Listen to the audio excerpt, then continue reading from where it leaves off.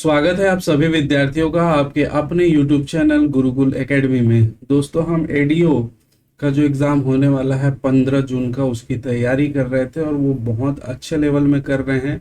आप जो प्रश्न देख रहे हैं दोस्तों, इससे पहले भी हम लोगों ने जो प्रश्न ऐड किए हैं वो बिल्कुल आप देखेंगे क्वेश्चन जो है वो आने वाले परीक्षा में आने वाले प्रश्न है और बहुत ज़्यादा चांसेस है कि आपको ऐसे प्रश्न देखने को मिले। तो आपकी तैयारी अगर अच्छे से हो रही है तो आप एमसीक्यू जरूर लगाइएगा और इसके माध्यम से हम बहुत सारे तथ्यों को क्लियर करते हुए चल रहे हैं। ठीक है, तो चलिए आज की कक्षा स्टार्ट करते हैं। हम आज जो है वो बहुत सारे बहुत सारे मतलब 3-4 योजनाओं को मिलाकर जो है एमसीक्यूज बनाए हैं, जो पूरा का पूरा उसको कवर करेगा। ठीक है, तो चलिए आज का क्लास स्टार्ट करते हैं। देखिए पहला, मुख्यमंत्री ग्राम सड़क योजना कब प्रारंभ हुआ? तो मुख्यमंत्री ग्राम सड़क योजना प्रारंभ किया गया था। प्रधानमंत्री ग्राम सड़क योजना चल रही थी, उसी के पैरेलल में ही मुख्यमंत्री ग्राम सड़क योजना प्रारंभ की गई थी। ऐसे ऐसे क्षेत्र या ऐसे जो सड़क मार्ग हैं दोस्तों, जो प्रधानमंत्री ग्राम सड़क योजना के मापदंडों के अनुसार नहीं आते थे, जिनका विकास नहीं हो पाया, उसको मुख्यमंत्री ग्राम सड़क योजना के अंतर्गत शामिल किया गया था। तो इसको कब प्रारंभ किया गया? 11 सितंबर 2023, 23 अप्रैल 2011, 11 सितंबर 2024 या डी 2 अक्टूबर 2011। तो इसका आंसर है 23 अप्रैल 2011 को जो है वो मुख्यमंत्री ग्राम सड़क योजना प्रारंभ की गई थी। ठीक है, ध्यान रखेंगे 23 अप्रैल 2011 को। ठीक, चलिए नेक्स्ट क्वेश्चन की ओर चलते हैं। मुख्यमंत्री ग्राम सड़क योजना के विषय में सही कथनों पर विचार करें। देखिए, ये कथन कारण वाले कई बार मैंने ऐड किए हैं और ये आते ही हैं। ठीक है, तो कथनों पर विचार कीजिए। पहला देखिए, ऐसी पहुंच विहीन ग्रामीण बसाहटें जो प्रधानमंत्री ग्राम सड़क योजना के मापदंडों में नहीं है, को डामरीकृत या पक्के मार्गों से जोड़ने का प्रावधान है। मैंने अभी बताया कि ऐसे जो ग्रामीण बसाहटें हैं या क्षेत्र हैं जो प्रधानमंत्री ग्राम सड़क योजना के मापदंड में नहीं आते हैं, तो ये तो बिल्कुल सही कथन है। इसको डामरीकृत या पक्के मार्गों से जोड़ना मुख्यमंत्री ग्राम सड़क योजना का जो है वो उद्देश्य है, शामिल है इसमें। ठीक है, नेक्स्ट देखिए, सामान्य जिलों के सामान्य विकास खंडों के 250 या उससे अधिक जनसंख्या की बसाहटों को 12 मासिक डामरीकृत सड़क के माध्यम से मुख्य सड़क से जोड़ते हुए सड़क संपर्क उपलब्ध कराया जाना है।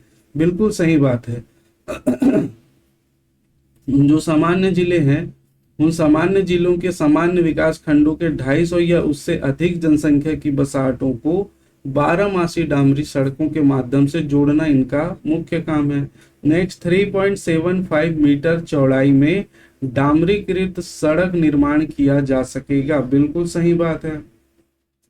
चौथा देखिए, यहाँ भूमि कम चौड़ाई में उपलब्ध होगी, जहां भूमि कम चौड़ाई में उपलब्ध होगी वहां 7.50 मीटर के स्थान पर 3.50 मीटर चौड़ाई की सड़क एवं पुल पुलिया का निर्माण किया जा सकेगा।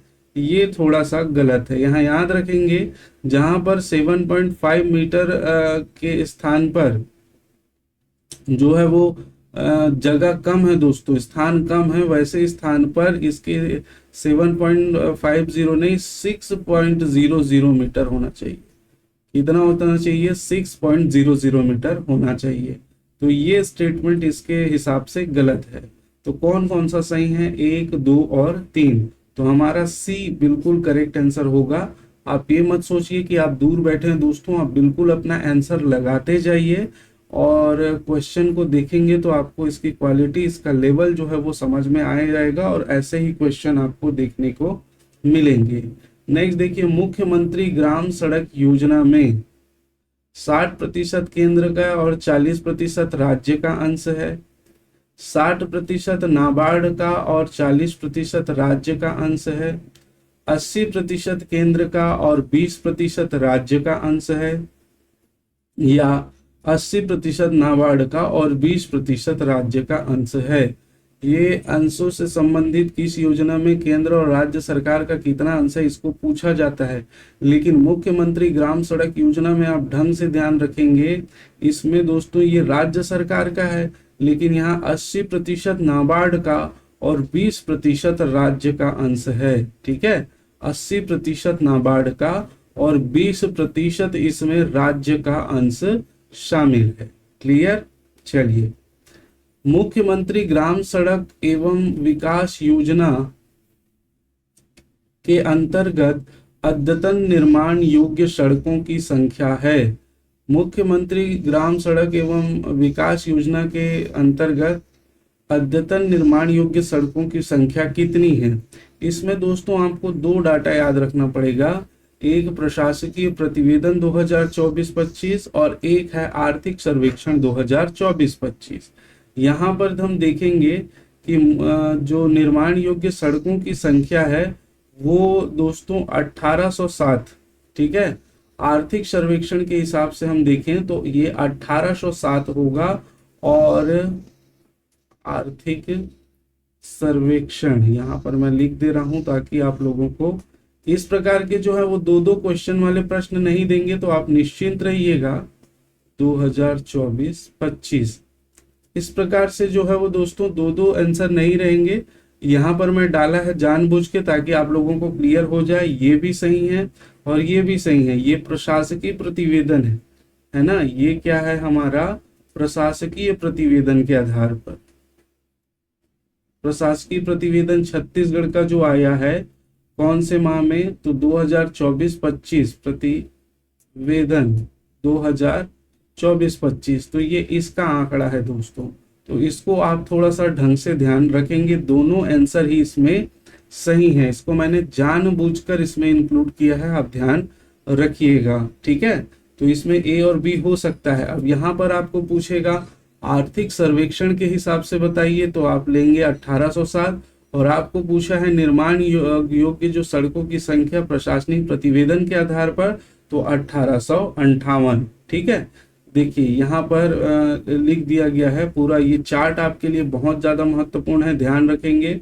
विकास योजना अंतर्गत अद्यतन निर्माण योग्य जो सड़कें हैं वो प्रशासकीय प्रतिवेदन के आधार पर 1858 है, और आर्थिक सर्वेक्षण 2024-25 के आधार पर 1807 है।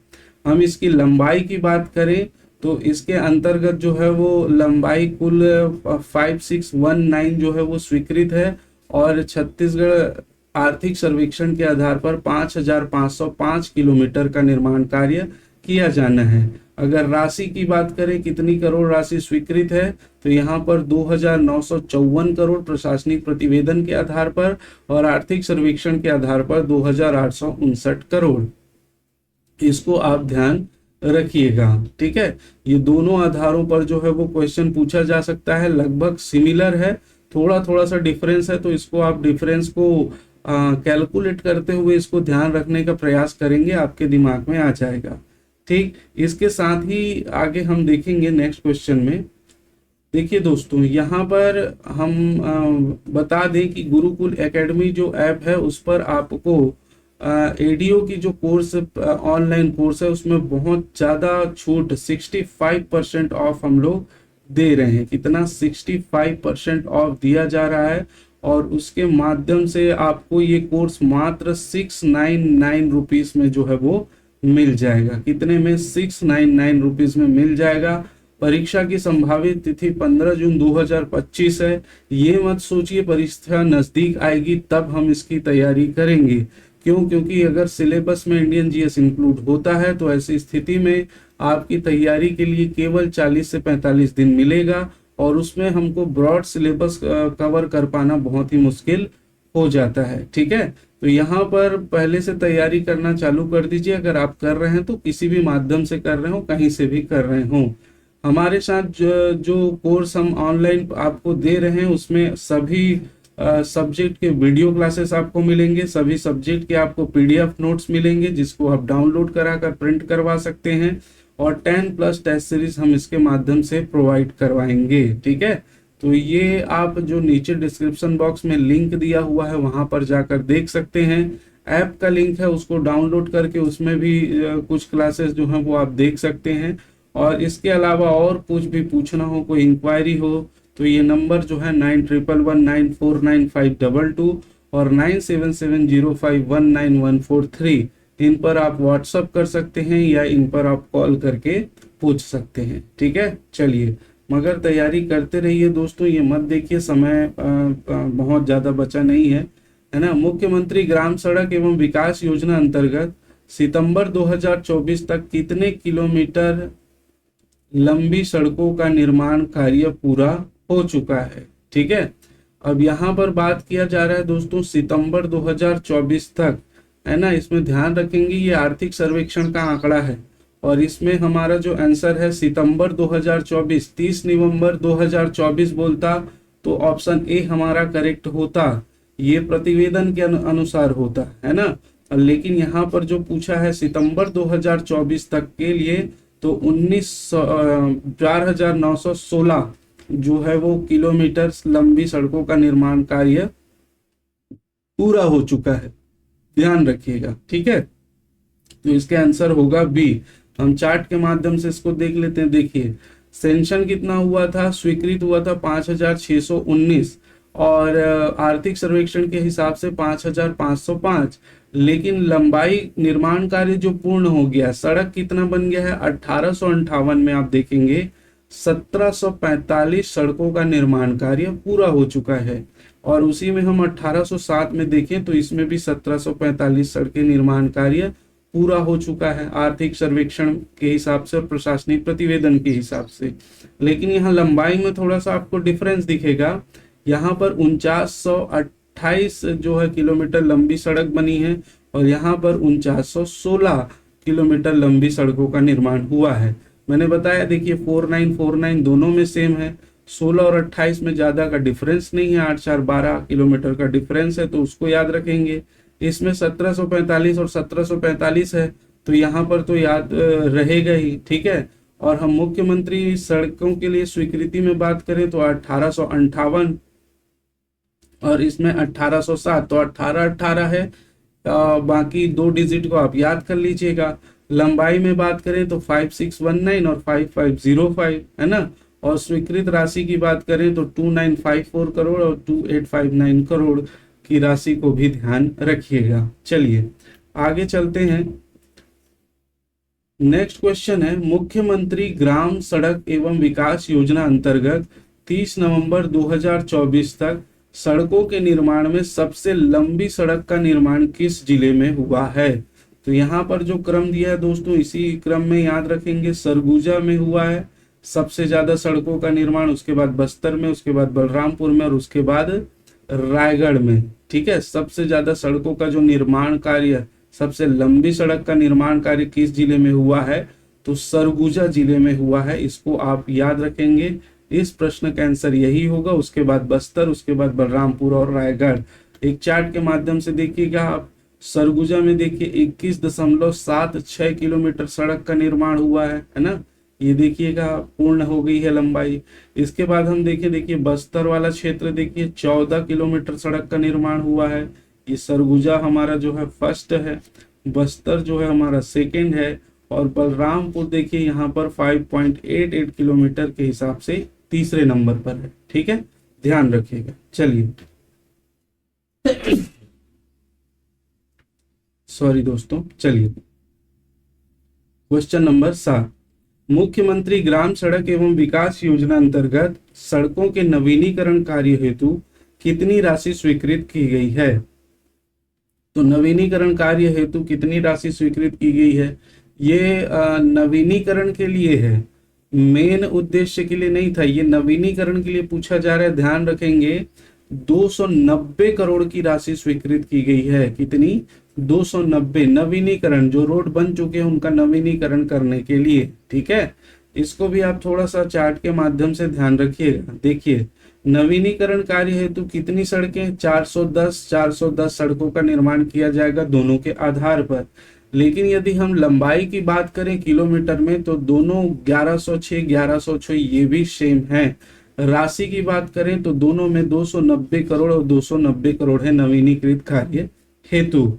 पूर्ण कितना किया गया है, तो ध्यान रखेंगे दोस्तों, सड़कें जो पूर्ण की जा चुकी हैं 410 में 378 और यहाँ पर 340 माह सितंबर तक का आंकड़ा है, ये 30 नवंबर 2024 तक का आंकड़ा है। लंबाई की बात करें तो यहाँ पर 1034 किलोमीटर की लंबी सड़क बन चुकी है और यहाँ पर 1028 किलोमीटर लंबी सड़क बन चुकी है। यहाँ पर राशि, स्वीकृत राशि नहीं होगा, ये व्यय, ये होगा व्यय राशि। कितनी राशि व्यय की जा चुकी है, तो इसके लिए 172 करोड़ रुपए की राशि व्यय की जा चुकी है और यहाँ पर 168 करोड़ रुपए की राशि व्यय क्या की जा चुकी है, तो इसको भी आप ध्यान रखेंगे। ये सारी पीडीएफ दोस्तों आपको चाहिए होगा तो नीचे डिस्क्रिप्शन बॉक्स में टेलीग्राम लिंक है, वहां पर ये तुरंत अपलोड कर दिया जाएगा। कहाँ पर? टेलीग्राम लिंक में, है ना, और आप लोग वहां से इसको देख सकते हैं। ठीक, चलिए नेक्स्ट देखिए, मुख्यमंत्री ग्राम सड़क एवं विकास योजना अंतर्गत वित्तीय वर्ष 2024-25 में नवीनीकरण कार्य हेतु कितने बजट का प्रावधान किया गया है? ये वित्तीय वर्ष 2024-25 में पूछा है। इससे पहले जो है वो हमने टोटल देखा था मुख्यमंत्री ग्राम सड़क योजना में नवीनीकरण के लिए, है ना। यहाँ पर 2000 वित्तीय वर्ष सिर्फ 2024-25 की बात की जा रही है, इसको ध्यान रखिएगा। तो यहाँ पर 10 करोड़ रुपए का प्रावधान किया गया है वित्तीय वर्ष 2024-25 में नवीनीकरण कार्य के लिए, कुल कार्य के लिए नहीं, नवीनीकरण कार्य के लिए आप ध्यान रखेंगे। ठीक है, बहुत इसमें देखिए दोस्तों, इसमें आंकड़े आपको बहुत ज्यादा ध्यान में रखना, और जितना आंकड़े आप प्रैक्टिस करेंगे आपको डेली बेसिस पे कई बार अपनी आंखों के सामने इन चीजों को गुजारना पड़ेगा, पढ़ना पड़ेगा, क्योंकि ये एक बार में याद नहीं होगा। हर योजना में आपको लगभग आंकड़े दिखेंगे, हर योजना का जो प्रारंभिक डेट दिखेगा, उसमें कुछ परिवर्तन हुआ है, नाम परिवर्तन हुआ है, तो वो सारा जब तक आप बार बार प्रैक्टिस नहीं करेंगे तब तक आपको याद नहीं रहेगा। और प्रैक्टिस करने का सबसे अच्छा माध्यम है आप एमसीक्यू सॉल्व कीजिए, क्वेश्चन लगाइए, और यही हमारा प्रयास है। और हमारा प्रयास पसंद आ रहा होगा तो अपने दोस्तों में जरूर शेयर कर दीजिएगा। नेक्स्ट क्वेश्चन देखिए, मुख्यमंत्री ग्राम गौरव पथ योजना किसके द्वारा वित्त पोषित योजना है? देखिए ये बहुत ज्यादा इंपॉर्टेंट है, राज्य सरकार द्वारा, केंद्र सरकार द्वारा, नाबार्ड द्वारा या विश्व बैंक द्वारा? तो मुख्यमंत्री, अब ग्राम गौरव पथ की बात की जा रही है, न कि मुख्यमंत्री सड़क निर्माण योजना की। तो ये नाबार्ड द्वारा वित्त पोषित योजना है, ध्यान रखेंगे। किसके द्वारा? नाबार्ड द्वारा वित्त पोषित योजना है। ठीक, चलिए, मुख्यमंत्री ग्राम गौरव पथ अंतर्गत वित्तीय वर्ष 2023-24 में कितने सीसी सड़क का निर्माण किया गया है? कितने सीसी कंक्रीट सड़क का निर्माण किया गया है? तो यहाँ पर याद रखेंगे 68 सीसी सड़क का निर्माण किया गया है वित्तीय वर्ष 2023-24 में मुख्यमंत्री ग्राम गौरव पथ योजना के अंतर्गत, जिसमें 57 किलोमीटर जो है वो सड़कों का निर्माण लगभग किया गया है। 57 किलोमीटर, कितना? 68। ठीक, चलिए, मुख्यमंत्री ग्राम गौरव पथ योजना अंतर्गत वित्तीय वर्ष 2024-25 में सबसे ज्यादा सड़कों का निर्माण किस जिले में किया गया? रायपुर, दुर्ग, बेमेतरा, बिलासपुर? तो मुख्यमंत्री ग्राम गौरव पथ योजना अंतर्गत वित्तीय वर्ष 2024 में सबसे ज्यादा सड़कों का निर्माण किया गया है दुर्ग में।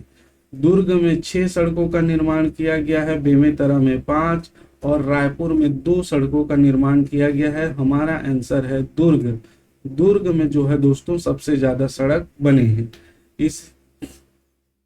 इसमें हमारे द्वारा दोस्तों तिरंगा बैच भी चलाया जा रहा है इसी एडीओ के लिए।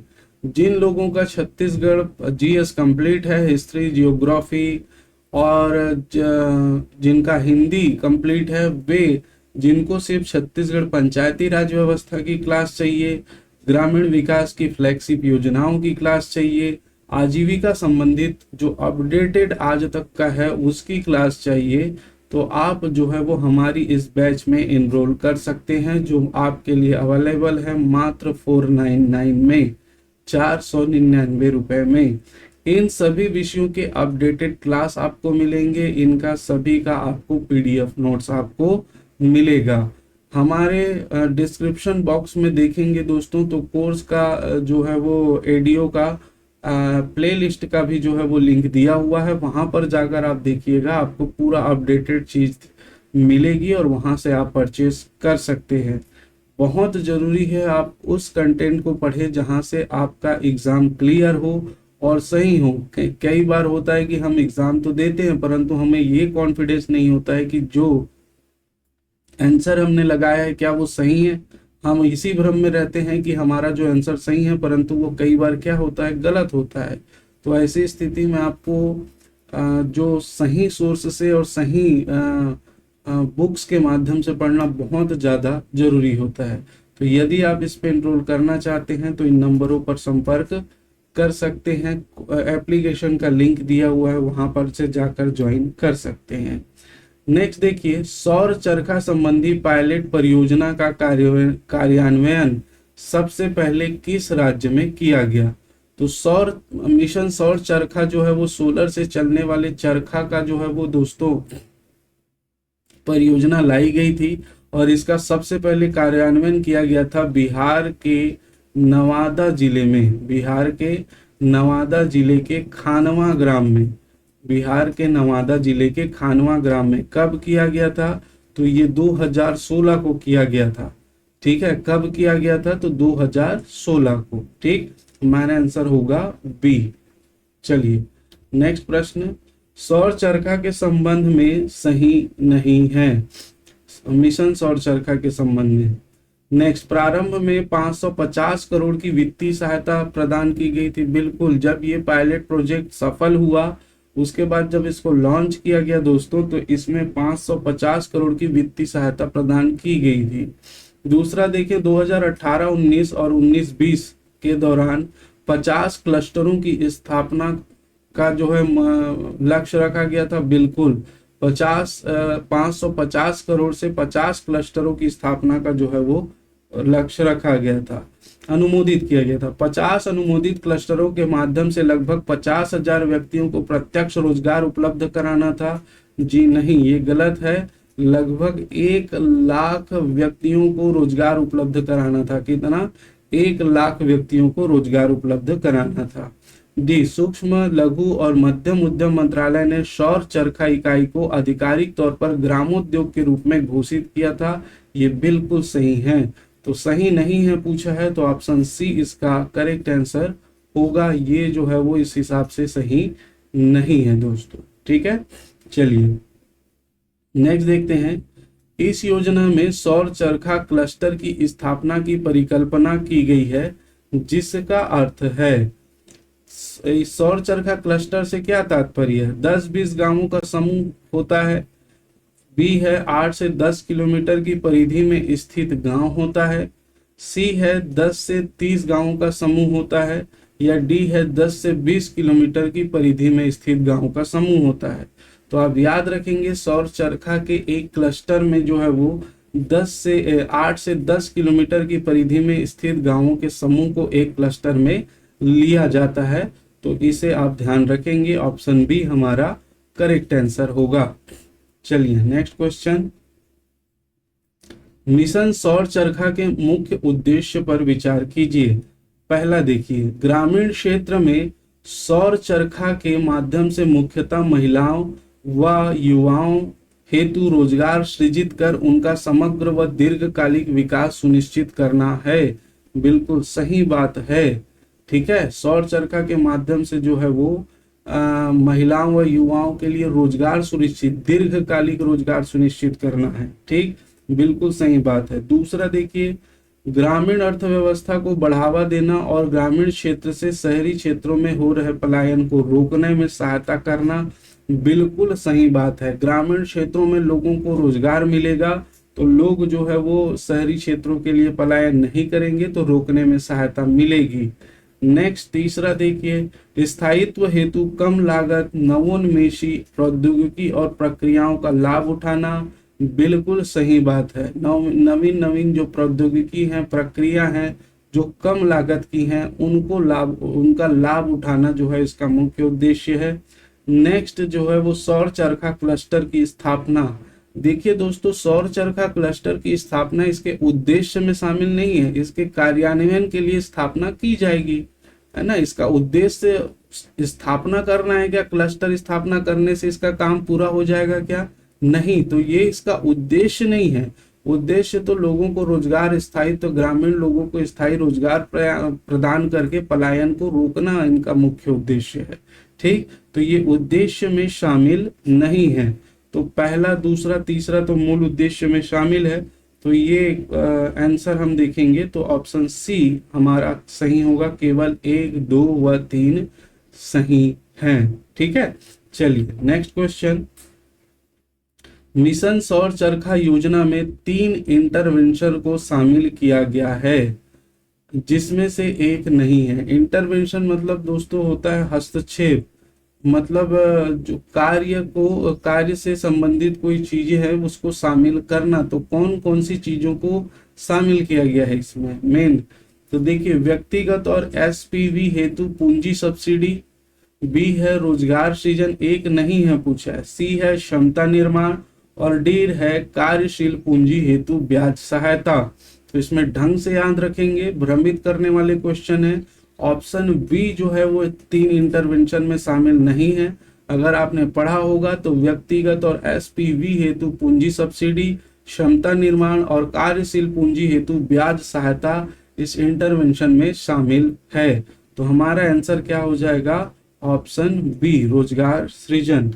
नेक्स्ट, मिशन सौर चरखा योजना में कार्यशील पूंजी हेतु कितने प्रतिशत ब्याज सहायता सब्सिडी के रूप में दी जाती है? तो ध्यान रखेंगे, मिशन सौर चरखा योजना में कार्यशील पूंजी हेतु जो सब्सिडी की सहायता दी जाती है वो है दोस्तों 8%। कितने प्रतिशत की सब्सिडी दी जाती है? 8% की सब्सिडी दी जाती है। नेक्स्ट क्वेश्चन, छत्तीसगढ़ ग्रामीण खादी एवं ग्रामोद्योग बोर्ड का गठन कब किया गया? 20/7/2000 को, 21/7/2000 को, 20/7/2001 को, या 21/7/2001 को? तो याद रखिएगा, इसका गठन किया गया 20/7/2001 को। कब किया गया? 20/7/2001 को किया गया। नेक्स्ट, छत्तीसगढ़ खादी एवं ग्रामोद्योग बोर्ड का मूल उद्देश्य है। देखिए, पहला, ग्रामीण क्षेत्रों में रोजगार के अवसरों का सृजन करना। बिल्कुल इसी उद्देश्य पर ही ये जो है वो खादी एवं ग्रामोद्योग का गठन किया गया है। तो ये बिल्कुल सही है। दूसरा, ग्रामीण अर्थव्यवस्था को सुदृढ़ करना। बिल्कुल इससे ग्रामीण अर्थव्यवस्था सुदृढ़ होगी ही जब ग्रामीण क्षेत्र में रोजगार के अवसर उपलब्ध होंगे, लोगों की आर्थिक स्थिति सुधरेगी तो ग्रामीण अर्थव्यवस्था ऑटोमेटिक सुधरेगी। तीसरा, विक्रय योग्य वस्तुओं का निर्माण करना। जी बिल्कुल। चौथा, विकेंद्रीकृत अर्थव्यवस्था को प्रोत्साहन देना। विकेंद्रीकृत मतलब डिसेंट्रलाइज, मतलब लोगों को रोजगार के अवसर मिलेंगे तो उनकी अर्थव्यवस्था भी बढ़ेगी। ये इनका मुख्य उद्देश्य था। ग्रामीण क्षेत्रों में आत्मनिर्भरता की भावना को प्रोत्साहित करना। जी बिल्कुल सही है। 6 है, शोषण रहित एवं समता मूलक समाज की रचना करना। ये भी सही है, मतलब इसके तो सभी सही हैं। तो ऑप्शन डी हमारा दिख रहा है, इसके सभी स्टेटमेंट सही है। दोस्तों आप इसको ढंग से पढ़ें और ढंग से पढ़कर इसको याद रखिएगा। ठीक है, चलिए नेक्स्ट देखिए, छत्तीसगढ़ खादी एवं ग्रामोद्योग बोर्ड के अंतर्गत कितने उत्पादन केंद्र जो हैं संचालित हैं? तो इसके अंतर्गत 9 उत्पादन केंद्र संचालित है दोस्तों। कितने? 9। कौन कौन से हैं क्या आप जानते हैं? देखिए, पहला देखिए, विशेष कार्यक्रम खादी तिफरा बिलासपुर, ये संचालित है। दूसरा है खादी उत्पादन केंद्र कुंवरगढ़। तीसरा है खादी उत्पादन केंद्र सारागांव। चौथा है खादी उत्पादन केंद्र गरियाबंद। पांचवा है खादी उत्पादन केंद्र मैनपुर। छठवा है खादी उत्पादन केंद्र भगत देवरी। सातवा है खादी उत्पादन केंद्र देवरबीजा। आठवां है खादी उत्पादन केंद्र डिमरापाल।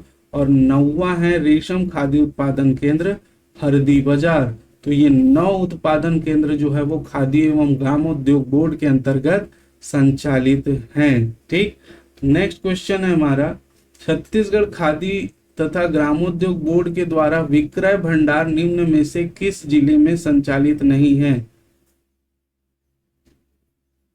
जिला नहीं होना चाहिए दोस्तों, ये निम्न में से किस स्थान में होना चाहिए, इसमें थोड़ा सा प्रिंटिंग मिस्टेक है। इस स्थान में संचालित नहीं है। ए रायपुर में, बी दुर्ग में, सी बिलासपुर में या डी जगदलपुर में। तो इसका सही आंसर है दुर्ग। दुर्ग में जो है वो ये संचालित नहीं है। रायपुर, बिलासपुर और जगदलपुर में जो है वो आप इसको देख सकते हैं। ठीक है, तो ये हमारा जो है आज का प्रश्न था, जिसमें हम लोगों ने 4-5 जो है वो योजनाओं को यहाँ पर कवर किया है।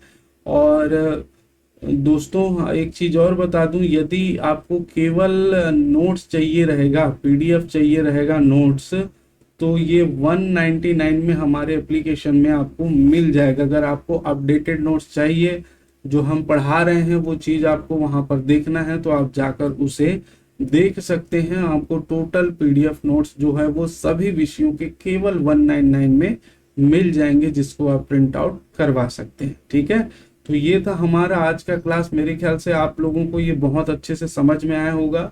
कमेंट जरूर करिएगा, बताइएगा क्या स्थिति है, क्वेश्चन लेवल कैसा लगा ये भी आप जरूर बताइएगा। ठीक है, नए हैं तो चैनल को सब्सक्राइब कर लेंगे और शेयर जरूर कर दीजिएगा। ठीक है, तो आज के लिए इतना ही। आप सभी का बहुत बहुत धन्यवाद।